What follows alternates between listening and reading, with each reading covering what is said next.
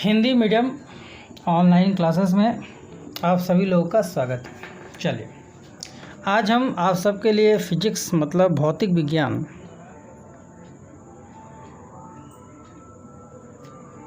लेकर आए हैं। क्या लेकर आए हैं? भौतिक विज्ञान। इस वीडियो को देखकर आप कक्षा 10 तथा 12 के बच्चों के लिए काम करेगा। और इंग्लिश संस्करण हम लोग पढ़ाते हैं पीएमसी क्लासेस ऑनलाइन में। यह है आपका पीएमसी क्लासेस ऑनलाइन चैनल जो इंग्लिश मीडियम के बच्चों के लिए है, और यहाँ पर जो हम आपको पढ़ा रहे हैं वो हिंदी मीडियम के बच्चों के लिए है। चलिए एक लाइन ड्रा कर लेते हैं कि हम उधर नहीं जाएंगे आपके। सबसे पहला जो टॉपिक है हम बात कर रहे हैं विद्युत की। विद्युत क्या होता है? विद्युत का जो सबसे ज़रूरी चीज़ है वो क्या है? आवेश को समझना आपके लिए बहुत ज़रूरी है कि आवेश होता क्या है। जब तक आप ये नहीं जानेंगे तब तक कुछ नहीं होगा। तो आवेश को समझने से पहले आपको समझना पड़ेगा परमाणु को। आप सभी परमाणु के बारे में जानते हैं। परमाणु के अंदर 3 लोग उपस्थित होते हैं जिनको हम लोग हमेशा जान रहे हैं कि इसका एक का नाम क्या है? इलेक्ट्रॉन, एक का नाम प्रोटॉन है और एक का नाम है न्यूट्रॉन। जैसा कि आप देख रहे हैं कि हमने इलेक्ट्रॉन के ऊपर एक माइनस लगाया हुआ है और प्रोटॉन के ऊपर प्लस लगाया हुआ है। तो इन दोनों के पास चार्ज है, मतलब आवेश है। तो जो आवेश होता है इलेक्ट्रॉन पर, उसकी वैल्यू कितनी होती है? 1.6 × 10⁻⁻19 कूलम। उसी तरह इलेक्ट्रॉन पर माइनस होता है, उसी तरह प्रोटॉन पर जो आवेश होता है वो क्या होता है? सेम अमाउंट में होता है, प्लस 1.6 × 10⁻⁻19 कूलम। यही वो आवेश है जिसके गुण के कारण अगर ये स्थिर है और अगर ये गतिशील है, इसी स्थिर और गतिशील के कारण जो होता है हमारी विद्युत का जन्म हुआ है। जब तक हम आवेश को नहीं जानेंगे तब तक हम नहीं समझ पाएंगे कि आखिरकार कि विद्युत है क्या। तो विद्युत में सबसे पहले हमको समझना है आवेश के बारे में। आवेश 2 प्रकार के होते हैं। कौन कौन से? अगर हम आवेश की बात करें तो ये 2 प्रकार के होते हैं। कौन कौन से? धन आयन और दूसरा ऋण आयन।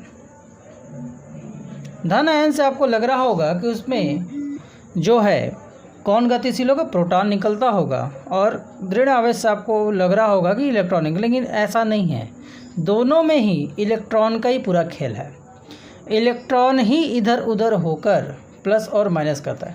समझने का प्रयास कीजिए। जैसा कि केमिस्ट्री में देखिए, आप सभी को पता है कि कोई भी परमाणु हो, अगर कोई भी हम परमाणु लेते हैं तो इसके अंदर इलेक्ट्रॉनों की संख्या तथा प्रोटॉनों की संख्या सदैव बराबर होती है। क्या होती है?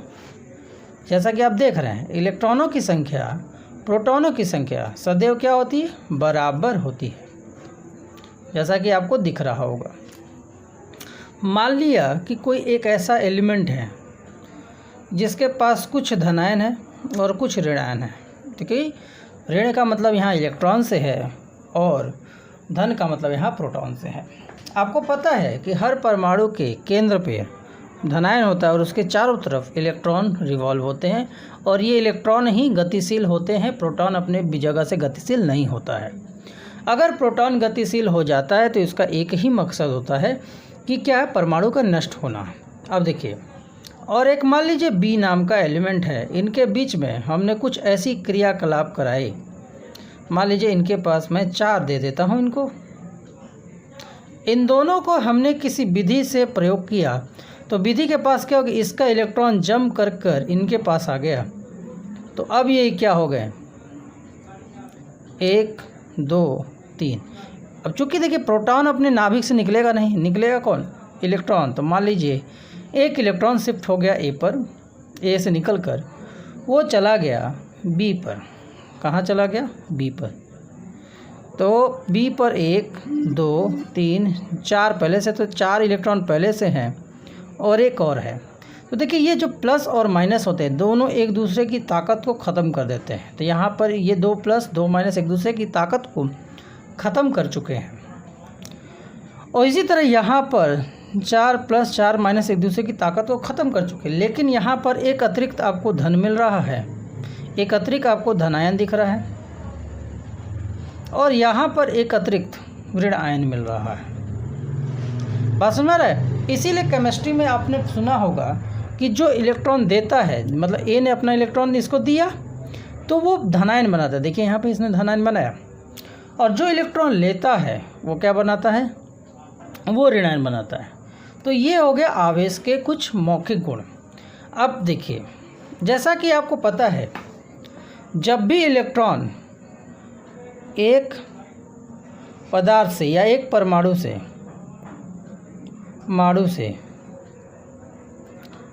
दूसरे पर जाएगा, दूसरे पर जाता है तो पूर्ण रूप से जाता है।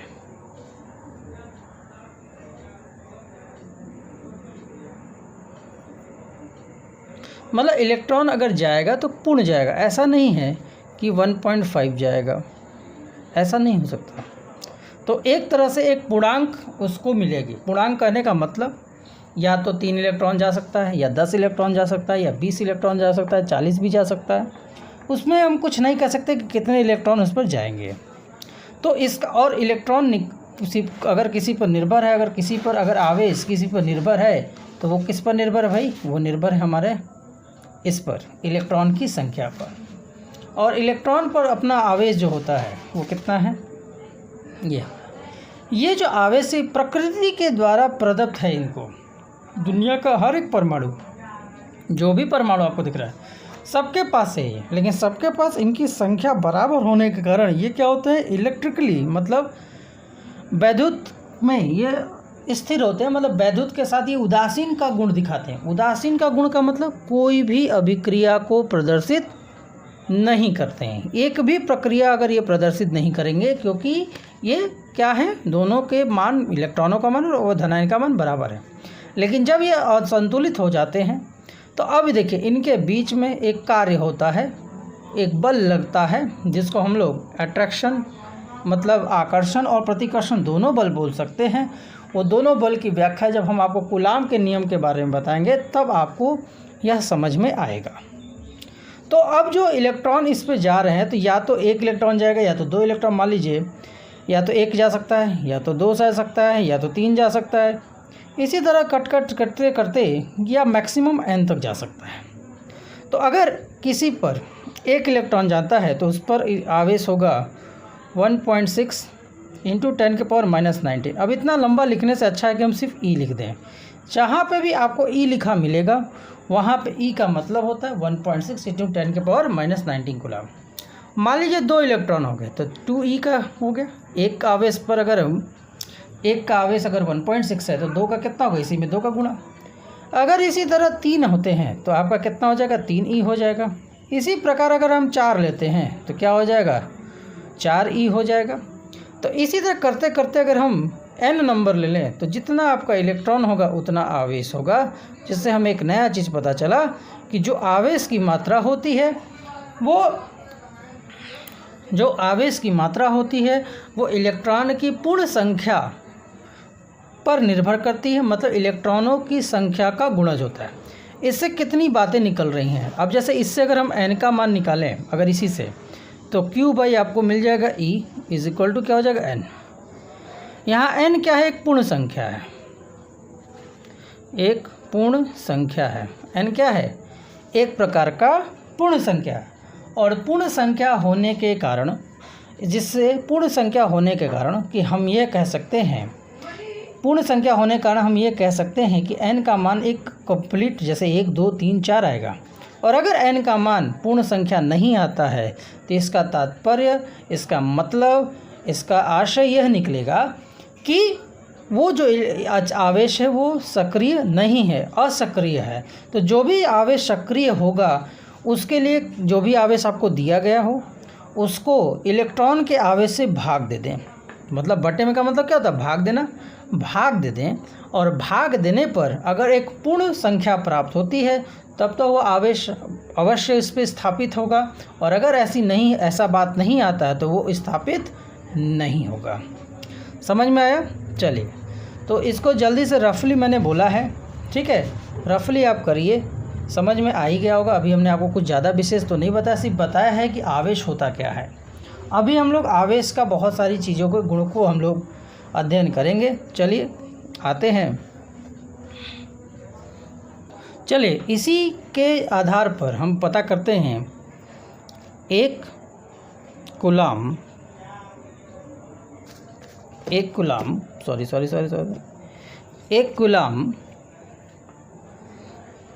आवेश के लिए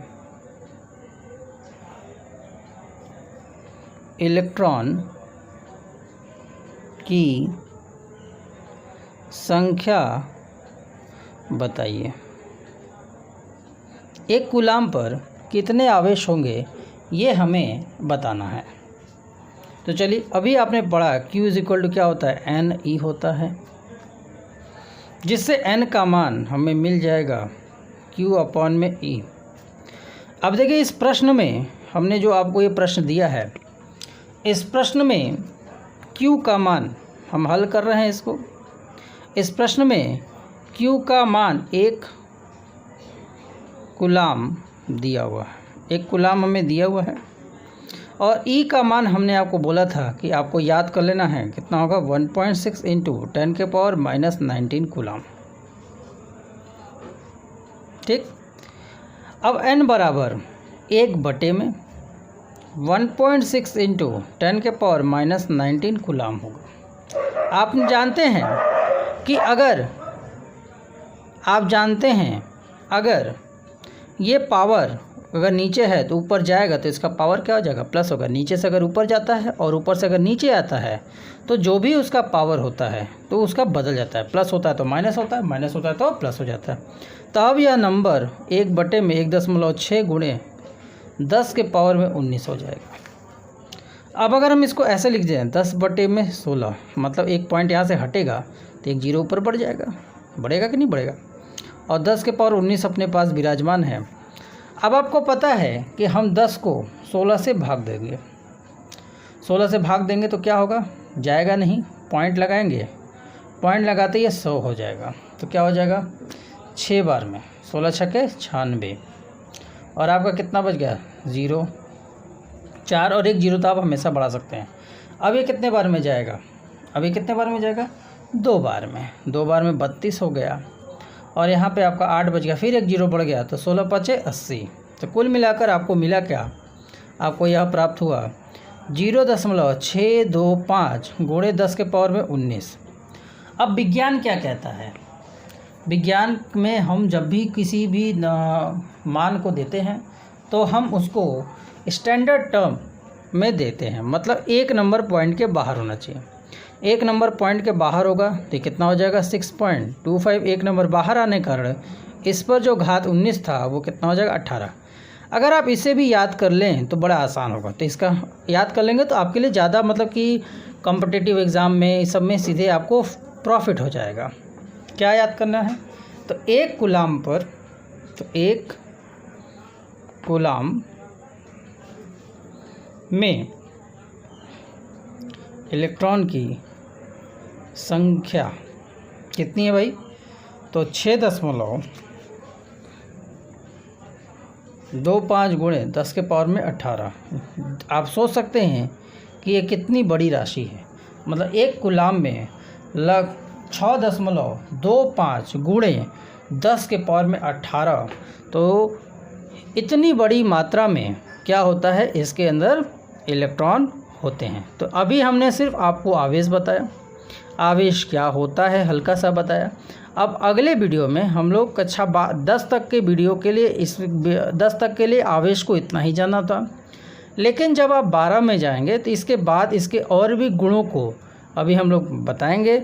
लेकिन कक्षा 10 के हिसाब से यह प्रथम चैप्टर का एक भाग आवेश क्या होता है इसकी परिभाषा हमने आपको बता दी। अगर आपको वीडियो पसंद आया हो तो लाइक करें, सब्सक्राइब करें और कमेंट करें। धन्यवाद।